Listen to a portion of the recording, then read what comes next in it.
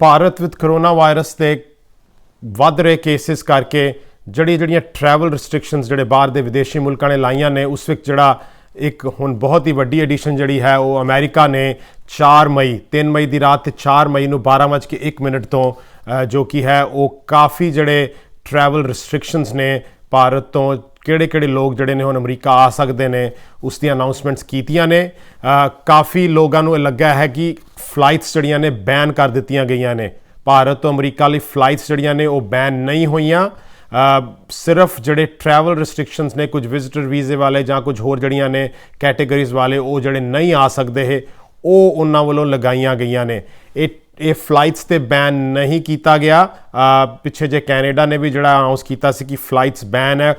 India ਤੋਂ ਕਾਫੀ ਜਿਹੜੀਆਂ flights air Canada ਤੇ 에ਅਰ ਇੰਡੀਆ ਦੀ ਕੈਨੇਡਾ ਆਉਂਦੀਆਂ ਸੀ ਉਹ ਬੈਨ ਕਰ ਦਿੱਤੀਆਂ ਗਈਆਂ, ਜਿਸ ਕਰਕੇ ਜਿਹੜੇ ਉਹਨਾਂ ਦੇ ਆਪਣੇ ਸਿਟੀਜ਼ਨਸ ਵੀ ਨੇ ਉਹ ਡਾਇਰੈਕਟ ਇੰਡੀਆ ਤੋਂ ਇੱਥੇ ਵਾਪਸ ਕੈਨੇਡਾ ਨਹੀਂ ਸਨ ਆ ਪਾ ਰਹੇ। ਪਰ ਅੱਜ ਜਿਹੜੀ ਗੱਲ ਕਰ ਰਹੇ ਹਾਂ ਉਹ ਹੈ ਅਮਰੀਕਾ ਲਈ। ਅਮਰੀਕਾ ਨੇ ਇਹ ਜਿਹੜੀ ਅਨਾਉਂਸਮੈਂਟ ਕੀਤੀ ਹੈ, ਪ੍ਰੋਕਲੇਮੇਸ਼ਨ ਜਿਹੜੀ ਜੋ ਬਾਈਡਨ ਐਡਮਿਨਿਸਟ੍ਰੇਸ਼ਨ ਨੇ ਉਹਦੇ ਅਨੁਸਾਰ ਵਾਈਟ ਹਾਊਸ ਵੱਲੋਂ ਇਹ ਜਿਹੜੀ ਹੈ ਪ੍ਰੋਕਲੇਮੇਸ਼ਨ ਆਪਣੀ ਵੈਬਸਾਈਟ ਤੇ ਵੀ ਦਿੱਤੀ ਗਈ ਹੈ। ਉਸ ਦਾ ਲਿੰਕ ਸਕਰੀਨ ਤੇ ਵੀ ਸ਼ੇਅਰ ਕੀਤਾ ਜਾ ਰਿਹਾ ਹੈ।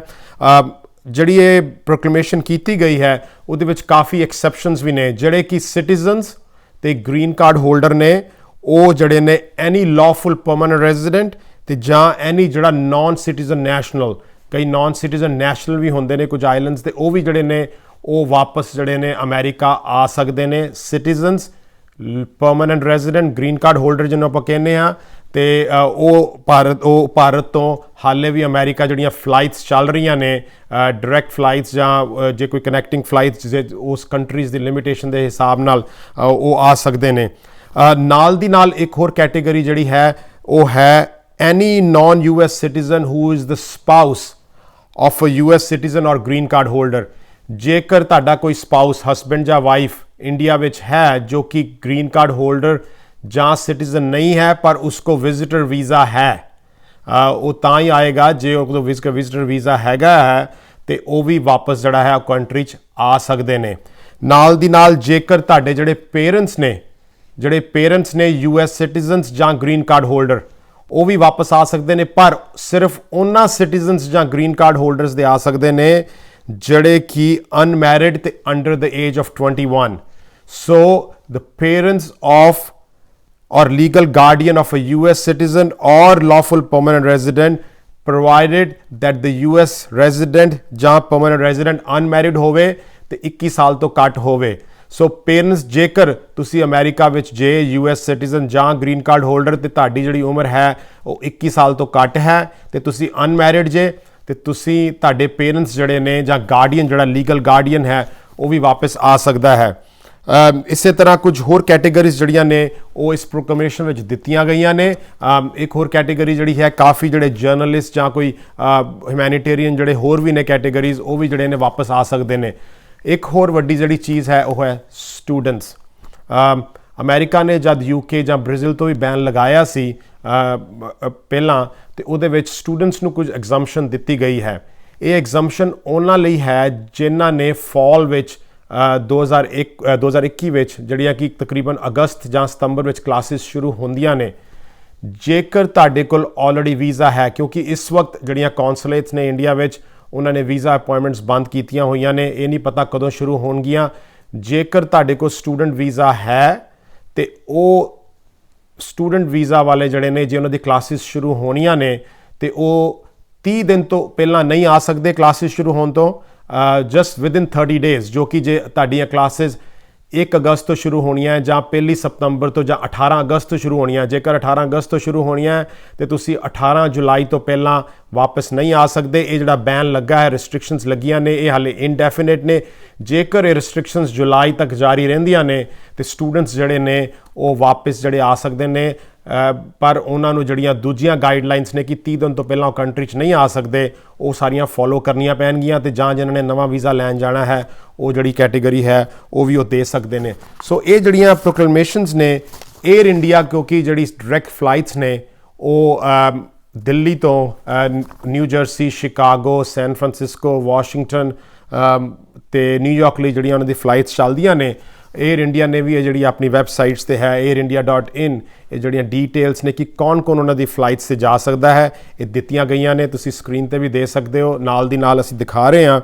सो ये बहुत ज़रूरी है कि जड़े ते विजिटर वीज़ा वाले ने नॉर्मल पेरेंट्स जे तुसी इत्थे ग्रीन कार्ड या सिटीजनस नहीं ने, जे तुसी सिटीजनस भी हो या ग्रीन कार्ड भी हो तो तुहाडे पेरेंट्स को इंडिया विजिटर वीज़ा या किसी होर को विजिटर वीज़ा हैगा, पर जेकर तुसी 21 साल तो उपर दे जे मैरिड जे तो तुसी तुहाडे पेरेंट्स भी जड़े ने विजिटर वीज़ा वाले वो नहीं आ सकते जो ये लिखिया है, पर रूल्स जड़े ने चेंज होंदे रहंदे ने। सो जो इस वक्त जो अपडेट है वो यही है कि वो ग्रीन कार्ड होल्डर तो सिटीजनस तो कुछ जड़ियाँ एक्सैप्शनस ने वो हाले भी कंट्री च वापस आ सकते हैं। हाले भी जड़ियाँ फ्लाइट्स ने वो एयर इंडिया दियाँ ते यूनाइटेड दियाँ non stop direct flights, United जड़ी है वो दिल्ली तो शिकागो, न्यूयॉर्क, न्यू जर्सी ते सैन फ्रांसिस्को ਲਈ ਜਿਹੜੀਆਂ ਉਹਨਾਂ ਦੀਆਂ ਫਲਾਈਟਸ ਨੇ, ਤੇ ਉਸ ਤੋਂ ਅੱਗੇ ਤੁਸੀਂ ਕੋਈ ਵੀ ਹੋਰ ਸਟੇਟ ਜਾਂ ਸਿਟੀ 'ਚ ਜਾਣਾ ਹੋਵੇ ਤੇ ਤੁਸੀਂ ਯੂਨਾਈਟਿਡ 에ਅਰਲਾਈਨਸ ਦੀਆਂ ਫਲਾਈਟਸ ਤੇ ਜਾ ਸਕਦੇ ਹੋ, ਤੇ ਇਸੇ ਤਰ੍ਹਾਂ 에ਅਰ ਇੰਡੀਆ ਤੇ ਵੀ ਤੁਸੀਂ ਟਰੈਵਲ ਕਰ ਸਕਦੇ ਹੋ। ਹੁਣ ਜੇ ਗੱਲ ਕਰੀਏ ਅੰਮ੍ਰਿਤਸਰ ਤੋਂ, ਮੈਨੂੰ ਕੱਲ ਫੋਨ ਆਇਆ ਕਿਸੇ ਦਾ ਜਿਹੜੀ ਕਤਰ 에ਅਰਵੇਜ਼ ਦੀਆਂ ਜਿਹੜੀ ਫਲਾਈਟਸ ਜਿਹੜੇ ਕਾਫੀ ਪੈਸੰਜਰ ਜਿਹੜੇ ਅਮਰੀਕਾ ਜਾਂ ਹੋਰ ਕੰਟਰੀਜ਼ ਜੋ ਵੀ ਉਹਨਾਂ ਦੀ ਰਿਕੁਆਇਰਮੈਂਟਸ ਜਾ ਰਹੇ ਨੇ, ਜੇਕਰ ਉਹਨਾਂ ਕੋਲ ਵਿਜ਼ਿਟਰ ਵੀਜ਼ਾ ਸੀਗਾ ਤੇ ਉਹਨਾਂ ਲਈ ਲਾਸਟ ਡੇ ਸੀ, ਕਿਉਂਕਿ ਮੰਡੇ ਮਾਰਨਿੰਗ ਸੋਮਵਾਰ ਕਤਰ ਦੀ ਜਿਹੜੀ ਫਲਾਈਟ ਹੈ ਅੰਮ੍ਰਿਤਸਰੋਂ ਦੋਹਾ ਜਾਂਦੀ ਹੈ ਸੋਮਵਾਰ, ਵੀਰਵਾਰ ਤੇ ਸ਼ਨੀਵਾਰ ਵਾਲੇ ਦਿਨ। ਕੁਝ ਪੈਸੰਜਰਸ ਕੁਝ ਜਾਣ ਵਾਲੇ ਸਨ, ਉਹਨਾਂ ਦਾ ਕਾਲ ਆਇਆ ਕਿ ਉਹਨਾਂ ਦੇ ਪੇਰੈਂਟਸ ਅੰਮ੍ਰਿਤਸਰੋਂ ਨਹੀਂ ਚੜ੍ਹ ਸਕੇ। ਰੀਜ਼ਨ ਕੀ ਸੀ? ਰੀਜ਼ਨ ਇਹ ਸੀਗਾ ਕਿ ਕਤਰ ਨੇ ਅਮਰੀਕਾ ਦੀ ਜਿਹੜੀ ਰਿਸਟ੍ਰਿਕਸ਼ਨਸ ਹੈ ਉਹ ਹੈ 72 ਘੰਟੇ ਵਿੱਚ ਤੁਹਾਡਾ ਜਿਹੜਾ ਹੈ ਉਹ ਕੋਵਿਡ ਦਾ ਟੈਸਟ ਹੋਇਆ ਹੋਣਾ ਚਾਹੀਦਾ ਹੈ ਜੇਕਰ ਤੁਸੀਂ ਇੰਡੀਆ ਤੋਂ ਅਮਰੀਕਾ ਲਈ ਫਲਾਈਟ ਲੈਣੀ ਹੈ। ਜੇਕਰ ਤੁਸੀਂ ਅਮਰੀਕਾ ਆਉਣਾ ਹੈ ਉਹਨਾਂ ਨੇ 72 ਘੰਟੇ ਦਾ ਟੈਸਟ ਹੋਣਾ ਚਾਹੀਦਾ ਹੈ।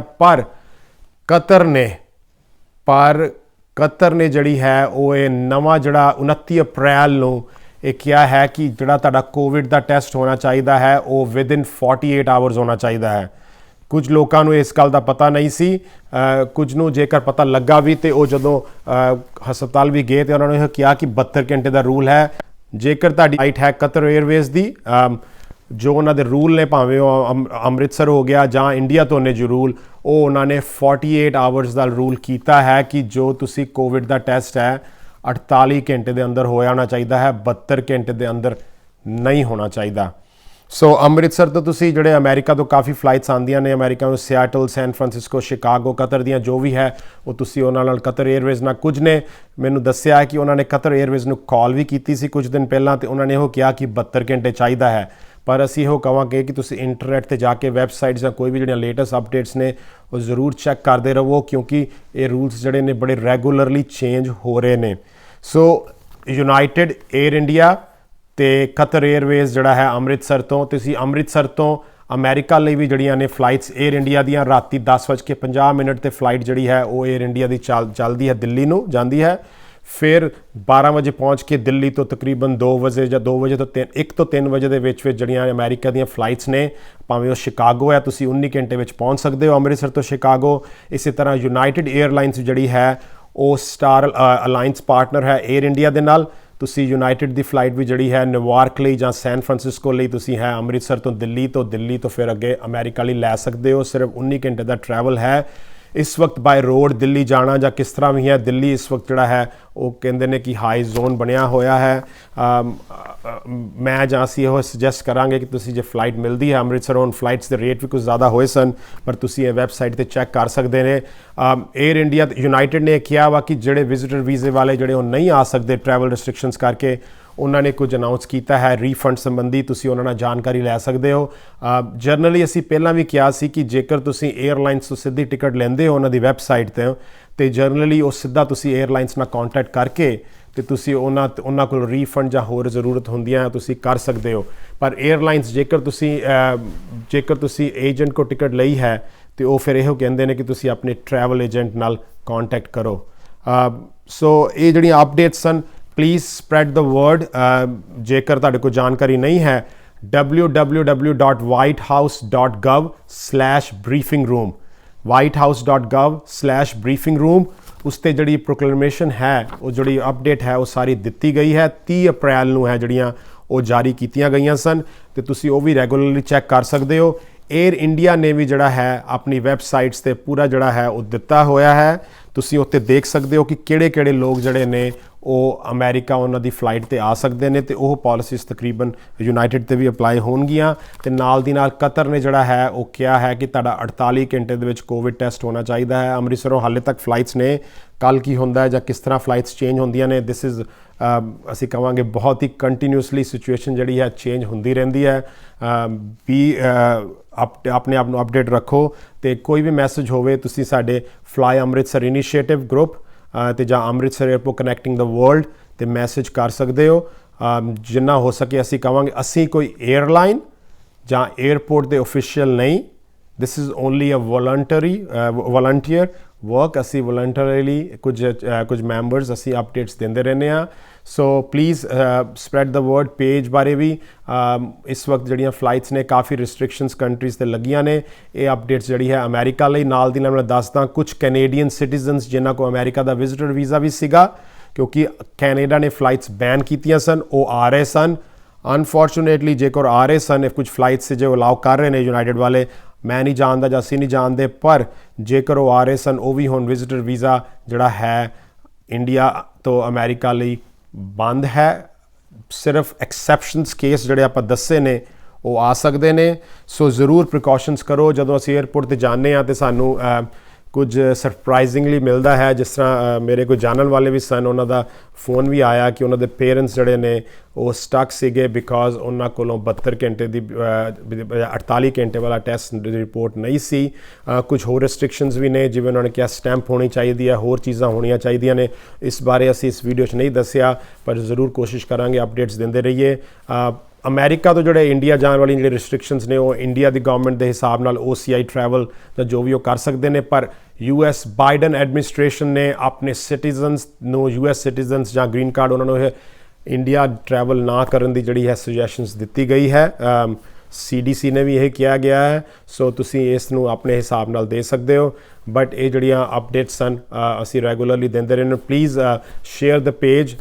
ਜੇ ਸਾਡਾ YouTube ਵੀ ਹੈ ਫਲਾਈ ਅੰਮ੍ਰਿਤਸਰ, ਉਸ ਨੂੰ ਵੀ ਸ਼ੇਅਰ ਕਰੋ, ਸਬਸਕ੍ਰਾਈਬ ਕਰੋ ਤੇ ਜੋ ਵੀ ਅਪਡੇਟਸ ਹੋਣਗੀਆਂ ਅਸੀਂ ਦਿੰਦੇ ਰਹਾਂਗੇ।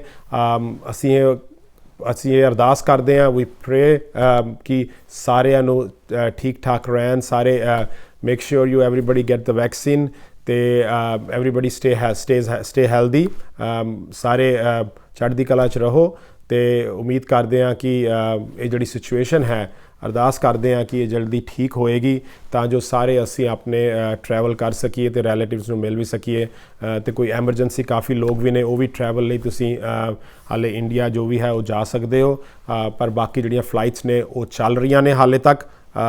ਜੋ ਅਪਡੇਟ ਨੇ ਕੁਝ 에ਅਰ ਇੰਡੀਆ ਨੇ ਆਪਣਾ ਜਿਹੜਾ ਸ਼ਕੈਜੂਲ ਹੈ ਕਰਟੇਲ ਕੀਤਾ ਹੈ ਕਾਫੀ। ਉਹਨਾਂ ਨੇ ਜਿਹੜੀਆਂ ਆਪਣੀਆਂ ਫਲਾਈਟਸ ਨੇ ਸੈਨ ਫਰਾਂਸਿਸਕੋ, ਨਿਊਯਾਰਕ ਤੇ ਹੋਰਨਾਂ ਡੈਸਟੀਨੇਸ਼ਨਸ ਦੀਆਂ, ਦਿੱਲੀ ਤੋਂ ਤੇ ਮੁੰਬਈ ਤੋਂ, ਦਿੱਲੀ ਤੋਂ ਨਿਊਯਾਰਕ ਦੀਆਂ ਤੇ ਮੁੰਬਈ ਤੋਂ ਨਿਊਯਾਰਕ ਦੀਆਂ ਕੁਝ ਕੈਂਸਲੇਸ਼ਨਸ ਵੀ ਨੇ। ਪਰ ਇਹ ਸਾਰੀ ਅਪਡੇਟਸ ਤੁਸੀਂ 에ਅਰ ਇੰਡੀਆ ਦੇ ਟਵਿੱਟਰ ਤੇ ਚੈੱਕ ਕਰ ਸਕਦੇ ਹੋ। 에ਅਰ ਇੰਡੀਆ ਆਪਣੇ ਟਵਿੱਟਰ ਤੇ ਅਪਡੇਟਸ ਦੇ ਰਹੀ ਹੈ, ਇਸੇ ਤਰ੍ਹਾਂ ਯੂਨਾਈਟਿਡ ਦੀ ਵੈਬਸਾਈਟ ਤੇ ਵੀ ਤੁਸੀਂ ਚੈੱਕ ਕਰ ਸਕਦੇ ਹੋ। ਬਹੁਤ ਬਹੁਤ ਧੰਨਵਾਦ।